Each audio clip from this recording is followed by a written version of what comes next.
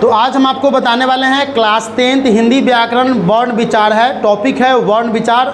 जैसा कि आप लैपटॉप के भी स्क्रीन पर देख रहे हैं, सबसे पहले ये देखना है कि भाषा किसे कहते हैं। यहाँ पर देख रहे हो भाषा यानी व्यक्ति द्वारा सार्थक उच्चरित मतलब उच्चारण करना, वाणी को भाषा कहते हैं। जैसे अगर हमको विद्यालय पढ़ना है तो विद्यालय स्कूल है, तो बहुत आदमी उसे स्कूल पढ़ेगा, तो स्कूल हम उसे पढ़ेंगे तो गलती हो जाएगा, इसीलिए हम उसे क्या पढ़ते हैं स्कूल। लिखाता स्कूल है लेकिन पढ़ते स्कूल है। तो क्या हो गया हमारा भाषा, हिंदी भाषा, इंग्लिश भाषा, मराठी भाषा, उर्दू भाषा, ये सब क्या है भाषा के अंदर में आता है। अब अगला देखना है वर्ण। वर्ण किसे कहते हैं? उस ध्वनि को कहते हैं, यानी वर्ण उस ध्वनि को कहते हैं जिसके और टुकड़े नहीं किए जा सकते हैं। यानी क को हम कितना बार तोड़ेंगे नहीं होगा, लेकिन का को तोड़ना होगा तो क प्लस क करके भी तोड़ा जा सकता है। तो वर्ण उस ध्वनि को कहते हैं जिसके और टुकड़े नहीं किए जा सकते हैं। ठीक है, अगला है वर्ण का प्रयोग, यानी वर्ण का प्रयोग कैसे किया जाता है।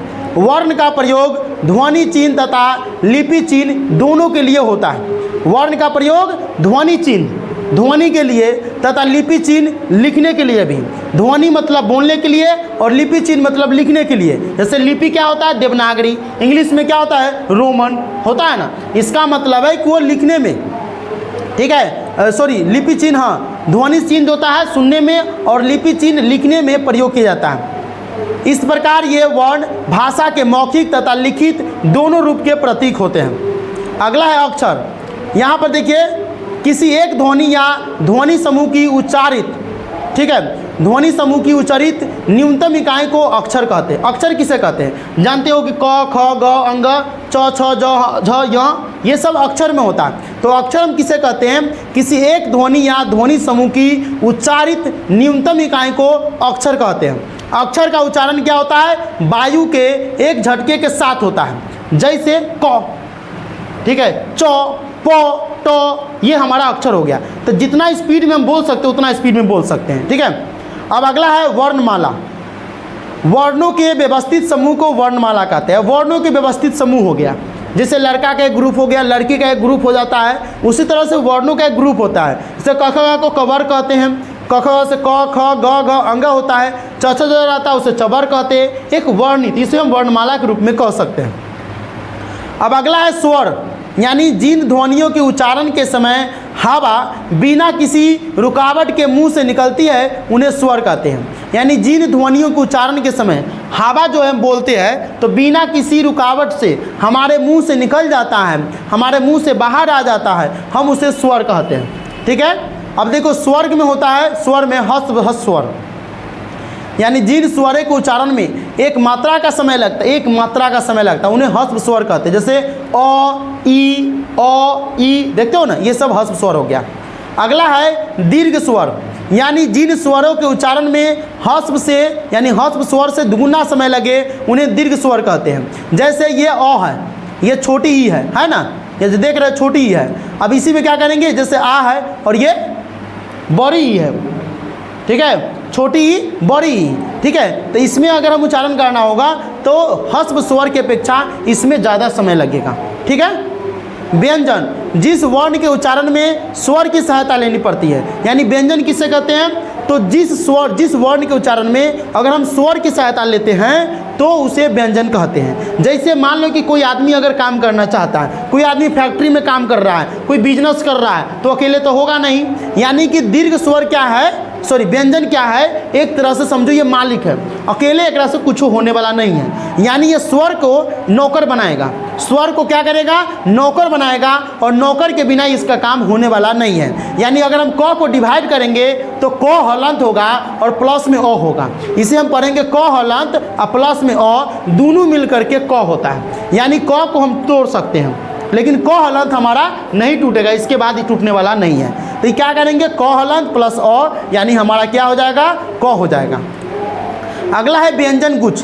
जब दो या दो से अधिक व्यंजन एक साथ एक श्वास के झटके से बोले जाते हैं उन्हें हम व्यंजन गुच्छ कहते हैं। जैसे क्यारी, स्मरण, क्लियर। यानी जब दो या दो से अधिक व्यंजन एक साथ एक श्वास के झटके से बोले जाते हैं उन्हें हम व्यंजन गुच्छ कहते हैं। जैसे क्यारी, स्मरण, स्कूल, विद्यालय, तो विद्यालय नहीं होगा, विद्या जोर लय हो जाएगा एक वर्ड से। वन जंगल, तो जंगल भी नहीं हो, जंग जोर लंग अलग हो जाता है, ठीक है, एक ही वर्ड में। क्यारी हो गया, अलग अलग नहीं है, ठीक है। इस तरह के वर्ड खोलो। पंखा, कलम, कलम में भी 3 अक्षर हो गया, नहीं होगा, ठीक है, लेकिन ये टूट जाता है, कलम टूट जाता है। तो इस तरह के वर्ड खोजना है जो एक सांस में बोल जाए। स्मरण, ठीक है, उसमें दूसरा का वर्ड का कॉम्बिनेशन नहीं होना चाहिए, ठीक है। अगला है अंतःस्थ व्यंजन, यानी जिन वर्णों के उच्चारण में जीभ, तालु, दांत तथा होठ आपस में हल्का स्पर्श करता हो उसे अंतःस्थ व्यंजन कहते हैं। जैसे यहाँ देख सकते हो य र ल, तो य बोलते हैं य र, जीभ लग रहा है, ल व, देखो व हमारा होठ सट रहा व है ना, तो व को हमको देखना है, ठीक है। तो ये क्या हो गया, अंतःस्थ व्यंजन हो गया। ये पूछता है कि ऑप्शन में दिया रहेगा एग्जाम में कि निम्नलिखित में से कौन अंतःस्थ व्यंजन है। य और ल में से कोई अक्षर दे देगा, व दे देगा, चाहे ल दे देगा, तो ऑप्शन में टिक करना कि य होगा कि र होगा कि ल होगा, उसमें ऑप्शन में जो रहेगा उसी पर टिक करना है। अगला है बलाघात, यानी किसी शब्द के उच्चारण में किसी अक्षर पर जो बल दिया जाता है वो बलाघात कहलाता है। यानी किसी शब्द के उच्चारण में किसी अक्षर पर जो बल दिया जाता है, जैसे मान लो दृढ़ शक्ति, दृढ़, उस पर जोर दिया आ रहा है, ठीक है, तो उस पर जोर दिया आ रहा है, ठीक है। कलम, तो क पर ज़्यादा जोर दिया आ रहा है, ठीक है। तो ये हो गया। जैसे यहाँ पर देखा, जैसे यहाँ पर जैसे कौरन, क पर है कमल, कमल में क, ये देख रहे हो, कमल में क्रमशः क तथा म पर बल दिया जा रहा है, कोमल, तो क म पर ज़्यादा बल दिया है, ल पर कम बल दिया है। जिससे कोई आदमी देखता है कि किसी चीज़ में क्या होता है कि एक ही आदमी, 4-5 आदमी मिल करके किसी चीज़ को उठाया हुआ है, तो होता क्या है कि आगे वाला के ज़्यादा भीड़ पड़ जाता है, और पीछे वाला के ज़्यादा भीड़ पड़ जाता है, पिछला के कम भीड़ पड़ता है। कभी कभी होता है, कभी कभी क्या होता है, आगे वाला ज़्यादा बड़का लंबा आदमी है, पीछे वाला तक छोट लंबा है, आप बीच वाला तक ज़्यादा लंबा है, तो क्या होता है कि पिछला के लंबा, पिछला को क्या होता है कि भौर कम पड़ता है। उसी तरह से बलाघात है, यानी किसी शब्द का जब हम उच्चारण करेंगे तो जिस पर ज़्यादा जोर पड़ेगा तो बलाघात। बलाघात मतलब बल देना, किसी उच्चारण करने में, किसी शब्द को उच्चारण करने में बल देते हैं। जैसे कौरन में देख रहे हो कि कौरन में तो क पर है कौरन, तो क र पर, कमल में कम पर, ठीक है, क और म पर, इस तरह से। कभी कभी पूरे शब्द पर भी बलाघात होता है, ठीक है, कभी कभी पूरे शब्द पर बलाघात होता है, ठीक है। अब देखो अल्प प्राण, जिस वर्ण के उच्चारण में थोड़ा श्रम लगाना पड़ता है, जिसे हकार की ध्वनि निकलती है, उसे अल्प प्राण कहते हैं। जैसे प्रत्येक है ना, कर्मचारी है, इस तरह से वर्ड होगा, ठीक है। जैसे पहला, तीसरा, दूसरा, पांचवा, ये सब क्या है, कहलाएगा। जैसे इसमें क, ग, अंग भी आता है। महाप्राण क्या होता है, जिन व्यंजनों के उच्चारण में अधिक परिश्रम लगता है तथा जिसे आकार की ध्वनि निकलती है उसे महाप्राण कहते हैं, ठीक है। प्रत्येक व्यंजन का दूसरा और चौथा वर्ण महाप्राण होता है। प्रत्येक व्यंजन जो है उसका दूसरा और चौथा, जितने भी व्यंजन है, तो क ख में के ख, ठीक है, और क ख में के घ हो गया, च स ज में के छ, झ च छ ज झ हो गया, ट ठ में के ठ, ड ढ हो गया। तो प्रत्येक व्यंजन का दूसरा और चौथा क्या होगा, महाप्राण होगा, याद रख ले रहो। महाप्राण यानी क ख ग में के ख और चौथा वाला घ, ये हो गया, च स ज में के छ और झ, इस तरह से। अगला है होश वर्ण, जिन व्यंजन वर्णों के उच्चारण में स्वर तंत्रियों में झंकार उत्पन्न होने से नाद उत्पन्न होने लगता है, उन्हें हम घोष वर्ण कहते हैं। जैसे प्रत्येक वर्ण का तीसरा, चौथा और पांचवा वर्ण तथा य र ल ह होता है।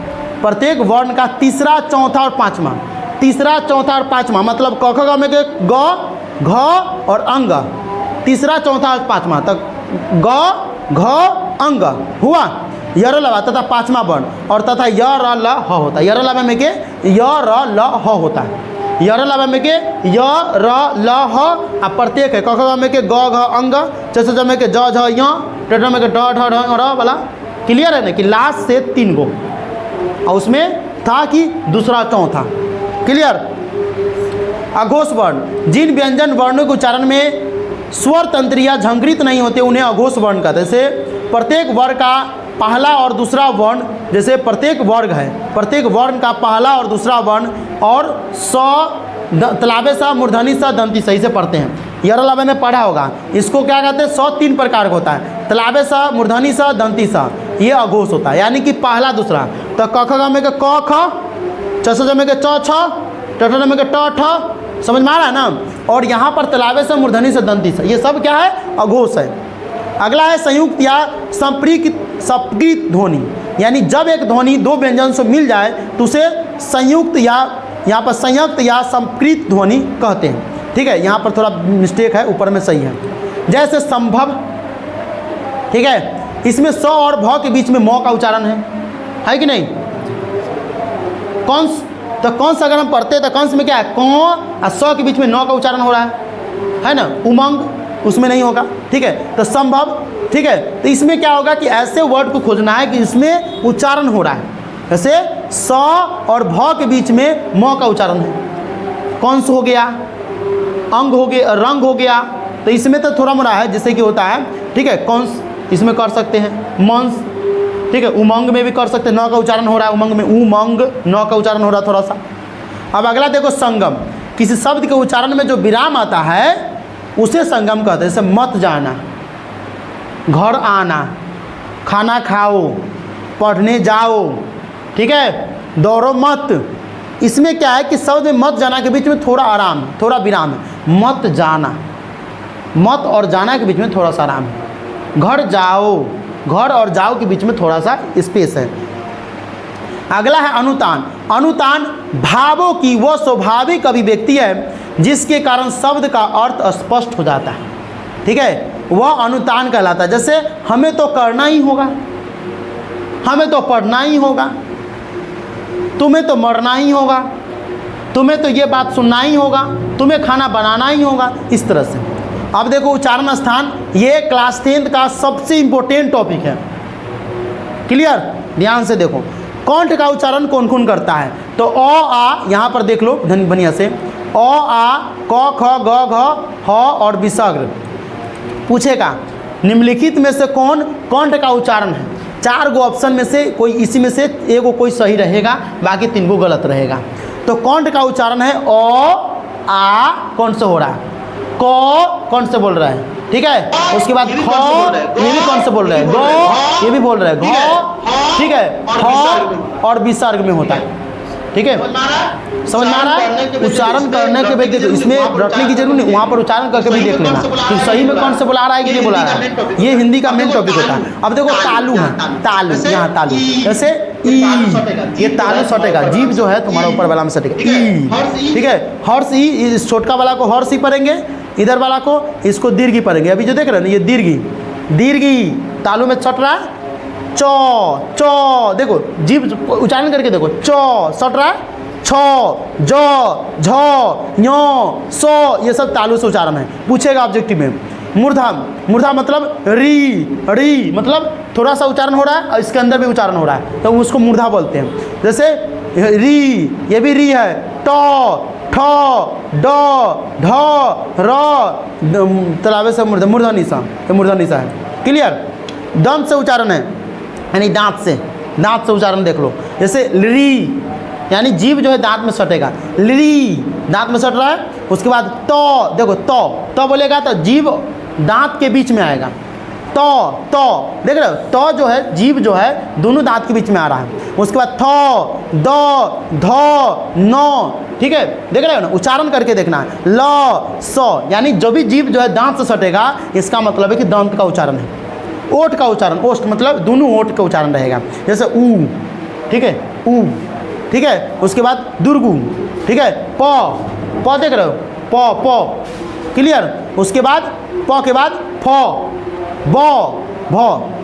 अब देखो अगला है कंठ नासिका, अंग, कंठ और नासिका, यानी कंठ के अंदर में जो नस रहता है उसे होगा अंग, कंठ के अंदर से बुला रहा है अंग, ठीक है।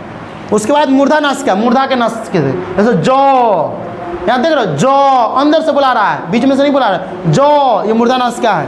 दंत ओष्ठ, यानी दांत और ओष्ठ दोनों के मिल से व, दांत में भी सट रहा है और होठ में भी सट रहा है। तालु नासिका, अड़,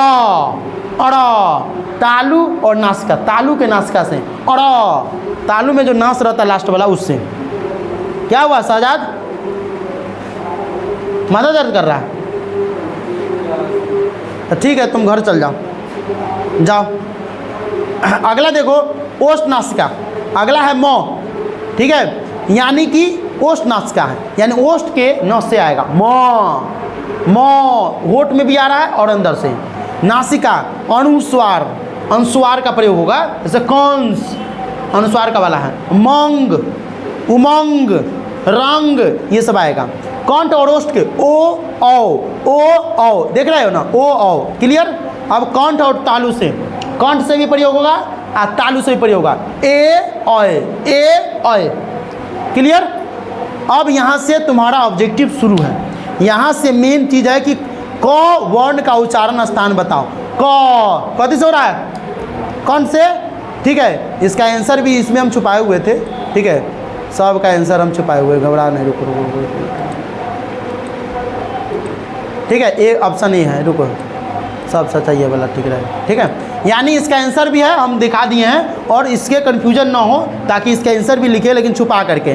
तो क वर्ण का उच्चारण कौन से होता है, इसी तरह सब्जेक्टिव तुमको मिलेगा। कौन से, तालु से, दंत से, मूर्छ से। ऑप्शन अगर तुमको याद है वहाँ पर मार देना फटाक से, ठीक। ए नंबर में प का उच्चारण, प होठ से, होठ है में, सी नंबर नहीं, तो सी नंबर ऑप्शन इसका सही होगा, ठीक है, यानी सी नंबर, ठीक है। पहले आंसर देख लेना है, उसके बाद हम, मतलब पहले तो अपना उसमें चूज कर लेना और उसके बाद हम आंसर बता देंगे।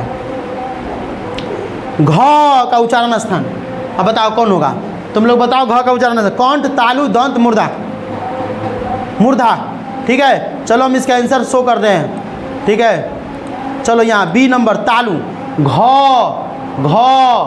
ठीक है, घ तालु से उच्चारण हो रहा है। घ देख रहे हो, कंठ का उच्चारण तक देखो, क ये कंठ का उच्चारण हुआ ना, क ये कंठ का उच्चारण, इसमें क्या है, घ ये तालु से हो रहा है, क्लियर। अगला है ख का उच्चारण, ख ये क्या से होगा, ऑप्शन बोलो। ख हैं, देखो यहाँ डी नंबर, ख कौन से हो रहा है, ख, ख, ग, घ, अंग, अंग नासिका हो जाता है, अंग अलग हो जाए, तो क, ख, ग, घ ये कंठ से उच्चारण होता है, ठीक है। भाषा किसकी अभिव्यक्ति माध्यम है, भाषा लेखों की, कहानी की, विचारों की या रचना की। 5वां नंबर का ऑप्शन बताओ, अभी पढ़ाए थे। देखो यहाँ पर सी नंबर है, यानी विचारों को, यानी भाषा से हम क्या कर सकते हैं, अपनी विचार को दूसरे के सामने प्रकट कर सकते हैं। जैसे अभी हम वीडियो बना रहे हैं, यूट्यूब पर बहुत सारा बच्चा देखेगा, तो हम अपनी भाषा के अनुसार से उसको समझा रहे हैं, उसी भाषा के अनुसार से बोल रहे थे, तुम लोग समझ रहे हो, क्लियर। व्याकरण वह ज्ञान है जो, अब देखो व्याकरण वह ज्ञान है जो क्या करता है, त्रुटियों पर ध्यान नहीं देता, ये तो होगा नहीं। मानकता के आधार पर भाषा प्रदान करता है कि नियमों का विश्लेषण नहीं करता, यह आवश्यक नहीं है। तो व्याकरण वह ज्ञान है जो नियमों का विश्लेषण नहीं करता कि मानव के आधार पर भाषा प्रदान करता है। क्या होगा, बी नंबर ऑप्शन होना चाहिए, बी ऑप्शन सही है, ठीक है। घ का उच्चारण, क, ख, ग, घ का उच्चारण, तो घ का उच्चारण यहाँ पर देख लो, बी नंबर है, यहाँ पर कंठ है, क्या है, कंठ, घ, ठीक है, क्या है, घ। विसर्ग का उच्चारण स्थान क्या है, देखो विसर्ग, ठीक है, इसमें ऑप्शन यहाँ पर कर दिया है, तो यहाँ पर इसको तो छोड़िए दो, कहे कि क्वेश्चन थोड़ा आती है। डी नंबर होगा कंठ, विसर्ग, इसमें कुछ लाइन था, ऑब्जेक्टिव मिसप्रिंट है। चलो अगला देखो, निम्नांकित में महाप्राण अघोष वर्ण कौन है। महाप्राण अघोष वर्ण जैसे कि तुमको बताया गया था, तो महाप्राण अघोष वर्ण जैसे यहाँ पर तुम देख सकते हो, च, छ, घ, झ ऑप्शन में दिया हुआ था, यानी इसका आंसर क्या है, बी नंबर, यानी दूसरा और चौथा वाला है ना, दूसरा और चौथा वाला, तो ये 6 नंबर क्या होगा, ये 6 इसका आंसर सही है। अगला है हर्षु, ये दीर्घ उ है, दीर्घ उ ध्वनि का उच्चारण स्थान क्या है, तो दीर्घ, दीर्घ, दीर्घ, दांत सो रहा, दीर्घ उ यानी दंत से, इसका उच्चारण क्या होगा, दंत से, क्या होगा, ए नंबर है, दीर्घ उ, दीर्घ उ, हर्ष उ, दीर्घ उ, दीर्घ उ, होठ भी जा रहा है, नहीं होठ में भी जा रहा है, दांत से भी जा रहा है, होठ से भी जा रहा है, वैसे ये दांत और होठ के नुस्खा होता, तो इसमें ऑप्शन में दिया है होठ, होठ में मार दो, ठीक है। निम्नांकित में महाप्राण घोष वर्ण कौन है, महाप्राण घोष वर्ण बताया तभी, क्या बताए थे, दूसरा चौथा, दूसरा चौथा इसमें कौन है, देखो ऑप्शन में, चलो यहाँ देखो, तो इसमें डी नंबर ऑप्शन हो जाएगा, यानी प फ ब भ नहीं, तीसरा चौथा पाँचवा था, तीसरा चौथा पाँचवा। देखो प फ ब के बाद क्या, ब भ म, ठीक है। अब इसे चौथा करने के लिए कर सकते हो, लेकिन चौथा में दूसरा और चौथा में तो ख भी आता है, छ भी आता है, ठ भी आता है, तो ये सब होगा नहीं, यानी तीसरा चौथा पाँचवा वाला ऑप्शन होगा। क्लियर। महाप्राण घोष। अगला है, किस वर्ण का उच्चारण कंठ एवं तालु के सहयोग से होता है? किस वर्ण का उच्चारण कंठ एवं तालु के सहयोग से होता है? म ख ए च, कंठ और तालु, म ख तो होगा नहीं, ए च, देखो ऑप्शन में अपने क्लियर हो जाएगा, ठीक है। यहाँ पर सी नंबर है ए, ठीक है, ए तो कंठ से भी हो रहा है और तालु से भी हो रहा है, ए, ठीक है। ए करोगे तो कंठ से भी निकल रहा है, ए कंठ से, और जब भी सट रहा है तो तालु से। किस वर्ण का उच्चारण कंठ और ओष्ठ के सहयोग से होता है? यानी कंठ से भी होता है और होठ से भी होता है। ओ फ घ दीर्घ हर से, ए अय है, अय तो कंठ से भी होगा, ओठ से भी होगा। तो देखो ओ फ है, फ कंठ से सट रहा, होठ सट रहा है, तो यहाँ देखो तो आंसर वही होना चाहिए। जैसे ओ है, कंठ और ओठ, ओ नहीं फ होना चाहिए, इसका ऑप्शन गलती है इसमें। क्या है? तो कंठ से भी और होठ से भी, तो ओ तो हो नहीं रहा, ओ फ हो रहा है, तो फ होना चाहिए। घ ए हर्षी दीर्घी फ ये होना चाहिए बी नंबर ऑप्शन, इसका आंसर ही गलती दे दिया, ये बी नंबर सही है, ठीक है, यानी फ होगा। अनुस्वार का उच्चारण स्थान क्या है? तभी बताए थे कि अनुस्वार का उच्चारण स्थान क्या होता है? तालु, नासिका या मूर्धा या कंठ, तो बी नंबर नासिका, ठीक है, क्योंकि अनुस्वार होता है। जैसे उमंग है, इसमें अनुस्वार है, रंग नासिका से हो रहा है। अगला देखो 15 नंबर, जिस स्वर के उच्चारण में एक मात्रा लगे उसे किस स्वर के नाम से जाना जाता है? यानी जिस स्वर के उच्चारण में एक मात्रा लगा, मात्रा का मतलब है कि अ के बगल में पाई जोड़ देंगे तो आ हो जाता है, क के बगल में पाई जोड़ देते तो का होगा, तो पाई को मात्रा बोलते हैं, तो क्या कहलाता है? तो वो दीर्घ स्वर, अक्षर, व्यंजन, ह्रस्व स्वर। ऑप्शन में दिया यानी कि डी नंबर ह्रस्व स्वर होगा। क्या होगा? ह्रस्व स्वर। जिस स्वर के उच्चारण में दो मात्रा लगे उसे किस स्वर के नाम से जाना जाता है? ऑब्जेक्टिव VBI है, 10th क्लास के लिए सबसे VBI है। दीर्घ स्वर, अक्षर, व्यंजन, ह्रस्व स्वर। इसका आंसर तुम देख सकते हो ए नंबर, यानी दीर्घ स्वर होगा। व्यक्ति द्वारा सार्थक उच्चारित वाणी को कहते हैं, यानी व्यक्ति द्वारा सार्थक उच्चारित वाणी को क्या कहते हैं? इसका आंसर हो जाएगा, यहाँ पर देख सकते हो ए, यानी व्यक्ति द्वारा सार्थक उच्चारित वाणी को हम शुरू में पढ़ाए थे, भाषा कहते हैं। यानी भाषा का मतलब है कि हम उच्चारित करेंगे, सही से उच्चारण करेंगे। जैसे स्कूल को स्कूल नहीं पढ़ेंगे बल्कि स्कूल पढ़ेंगे, लिखाता स्कूल है, पढ़ाता स्कूल है ना। अगला है, किसी एक ध्वनि या ध्वनि समूह की उच्चारित न्यूनतम इकाई को कहते हैं। किसी एक ध्वनि या ध्वनि समूह की उच्चारित न्यूनतम इकाई को क्या कहते हैं? भाषा कहते हैं कि अक्षर कहते हैं, मुहावरा कहते हैं, वाक्य क्या कहते हैं? ऑप्शन में दिया हुआ है, अभी तुम लोग पढ़ा है, क्या होगा इसका आंसर? बी नंबर ऑप्शन इसका होगा, अक्षर कहते हैं। यानी किसी एक ध्वनि या ध्वनि समूह की उच्चारित न्यूनतम इकाई है, न्यूनतम इकाई जिसका खंड या टुकड़ा नहीं किया जा सकता है, तो वो क्या हो जाएगा? हमारा बी नंबर यानी अक्षर हो जाएगा, ठीक है। जिन ध्वनियों के उच्चारण के समय हवा बिना किसी रुकावट के मुंह से निकलता है उन्हें क्या कहते हैं? अभी हम पढ़ाए थे, क्या होगा? स्वर। ये क्या हो जाएगा? स्वर, सी नंबर ऑप्शन। चलो सी नंबर ऑप्शन यहाँ पर सही है, ठीक है, सी नंबर ऑप्शन यहाँ पर सही है। अगला है, जिस वर्ण के उच्चारण में स्वर की सहायता लेनी पड़ती है उसे कहते हैं, अभी हम बताएं नौकर मालिक वाला, क्या होगा? व्यंजन होगा। बहुत ईजी तरीके से बता दिए थे, डी नंबर ऑप्शन इसका सही है, व्यंजन होगा। क्लियर।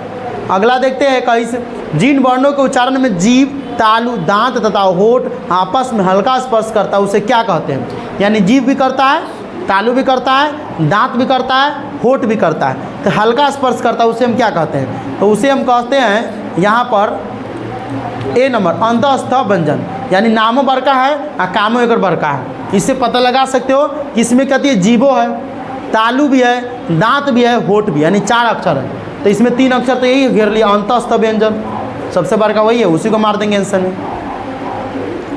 किसी शब्द के उच्चारण में किसी अक्षर पर जो बल दिया जाता है वह कहलाता है। यानी किसी शब्द के उच्चारण में हम किसी अक्षर पर बल देते हैं वो क्या कहलाता है? तो बलाघात। पढ़ाए थे बलघात, बलाघात मतलब बल देने वाला। ऑप्शन नंबर डी इसका सही है, क्या हो जाएगा? बलाघात। जिस वर्ण के उच्चारण में थोड़ा श्रम लगाना पड़ता है, थोड़ा सा श्रम लगाना पड़ता है, जिसे हकार की ध्वनि नहीं निकलती, उसे क्या कहते हैं?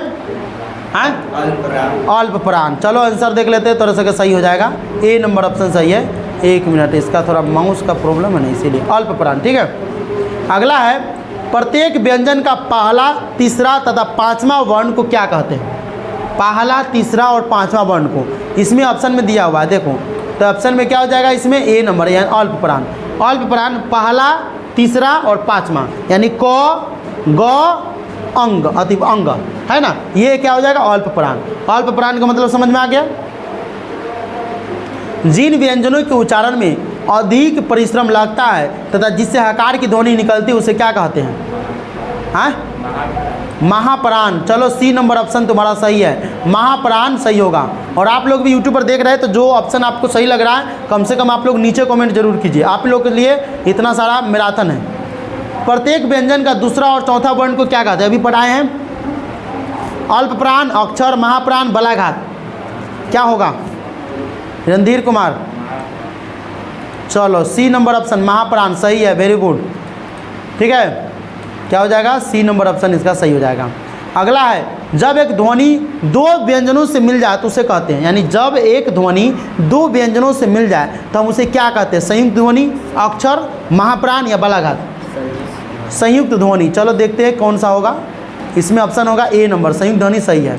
ठीक है, क्या हो जाएगा? संयुक्त ध्वनि। अगला है निम्नांकित में संयुक्त ध्वनि कौन है? त्र, छ, ट, ठ, फ, प, फ, ब, भ, कौन होगा? है त्र, क्योंकि संयुक्त ध्वनि है। त्र, त्र, अ मिल करके बना है, त्र जोड़ अ, त्र। ठीक है, किसी शब्द के उच्चारण में जो विराम आता है उसे कहते हैं, किसी शब्द के उच्चारण करते हैं बीच में विराम आ जाता है उसे क्या कहते हैं? संगम, यानी मिलता जुलता। चलो very good, B number option इसका सही है। आप लोगों को भी अच्छा लग रहा है तो वीडियो को लाइक कर दीजिएगा, चैनल पर नए हैं तो चैनल को सब्सक्राइब कर लीजिएगा, क्योंकि इस तरह के वीडियो हम आगे भी अपलोड करने वाले हैं और आपको बढ़िया नंबर से पास कराने वाले हैं। निम्नांकित में ऊष्म वर्ण कौन है? ऊष्म वर्ण तालाबे स, छ, ठ, भ। ऑप्शन दिया हुआ है, इसका ऑप्शन देख लो क्या होगा? ए नंबर ऑप्शन। क्या होगा? तालाबे स ऊष्म वर्ण है, ऊष्म वर्ण क्या हो जाएगा? तालाबे स। निम्नांकित में अंतःस्थ कौन है? अंतःस्थ, ये देखो तालाबे स, छ, व, भ। इसका आंसर क्या हो जाएगा? इसका आंसर हो जाएगा सी नंबर ऑप्शन व। ये क्या हो जाएगा? अंतःस्थ व्यंजन, अंतःस्थ। ठीक है, क्या हो जाएगा? व, या सी नंबर ऑप्शन इसका सही है। निम्नांकित में एक मात्रिक यानी मूल स्वर कौन है? एक मात्रिक या मूल स्वर तालाबे स, अ, व, भ, कौन होगा? चलो देखते हैं ऑप्शन। ठीक है, यहाँ पर बी नंबर ऑप्शन सही है, वेरी गुड। तो इस तरह से अभी और है कुछ, एक दो और वर्ड होगा, मतलब क्वेश्चन होगा। हिंदी वर्णमाला में स्वर्ण वर्ण कितने हैं? हिंदी वर्णमाला में स्वर्ण वर्ण कितने हैं? वैसे तो बताया नहीं है लेकिन याद होगा, तुम लोग को पढ़ाए थे पहले से भी। ठीक है, 11। ठीक है, चलो 1 मिनट देखते हैं, सही है, वेरी गुड। यानी स्वर्ण जो होता है 11 होता है। हिंदी भाषा किस लिपि में लिखी जाती है? बहुत ईजी है, देवनागरी। किसी को भी मालूम होगा? ऑप्शन नंबर ए इसका सही होना चाहिए। चलिए ऑप्शन नंबर ए इसका सही है। वर्णों के समूह को क्या कहते हैं? वर्णमाला। ऑप्शन नंबर सी इसका सही होना चाहिए। नहीं तो सी ऑप्शन इसका सही है। ह का उच्चारण क्या है? ह। ठीक है, क्या होगा ऑप्शन? मूर्धा, दंत, कंठ, तालु। ऑप्शन बताओ। कंठ होगा। ह बताए थे, क, ख, ग, घ, ह। इस तरह से वर्ड अनुस्वार था क से, अधिकंठ से। तो इस तरह से मैं आपको 36 ऑब्जेक्टिव भी बता दिया हूँ और इसके पूरे डिटेल्स बता दिया हूँ हिंदी में कि कौन सा टॉपिक कैसे पढ़ा जाता है, और उसी तरह से जो ऑब्जेक्टिव एग्जाम में रहता है उसको भी यहाँ पर लिया हूँ। इस तरह की और वीडियो आप लोग देखना चाहते हैं तो इस वीडियो को लाइक करें, इस वीडियो को ज़्यादा से ज़्यादा शेयर करें, और चैनल पर नए हैं तो चैनल को सब्सक्राइब कर लें, क्योंकि आगे भी हम इस तरह की वीडियो अपलोड करते रहेंगे।